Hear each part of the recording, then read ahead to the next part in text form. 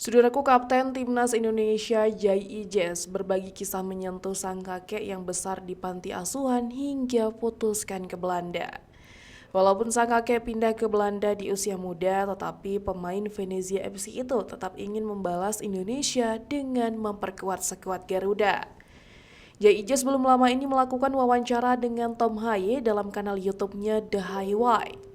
Dalam wawancara tersebut, Kapten Timnas Indonesia itu berbicara banyak hal dari perjalanannya bermain di Italia Serie A hingga cerita soal sang kakek.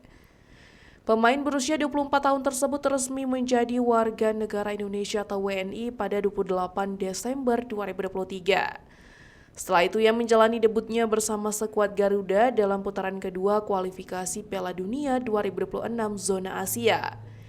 Ia debut saat tim Merah Putih menghadapi Vietnam di Stadion Utama Gelora Bung Karno, Jakarta pada 21 Maret 2024. Pemain kelahiran Mierlo, Belanda 2 Juni 2000 tersebut memiliki garis keturunan asli Indonesia dari sang kakek, tepatnya ayah dari ibunya, yang lahir di Semarang pada 16 November 1939. Dalam wawancaranya dengan Tom Haye, Jai Ijes menceritakan bagaimana perjuangan sang kakek. Ia menceritakan bahwa sang kakek berjuang dari nol di Indonesia hingga akhirnya memutuskan Belanda di usia muda sekitar 20 hingga 25 tahun. Jai Ijes berbagi kisah menyentuh soal kakeknya yang berjuang besar di panti asuhan.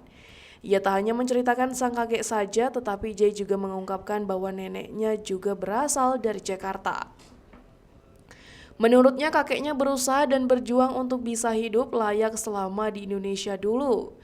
Mantan pemain Go Ahead Eagles tersebut juga berbicara banyak hal soal bagaimana ia mendapatkan kepercayaan sebagai kapten Timnas Indonesia. Jay mengatakan bahwa ia tak keberatan apabila tak menjadi kapten dan sosok lain yang dipercaya memimpin rekan-rekannya di Timnas Indonesia. Pasalnya yang terpenting menurutnya yakni ia tetap memperkuat Timnas Indonesia. Ini karena ia ingin bisa membalas budi di mana negara kakek dan neneknya besar.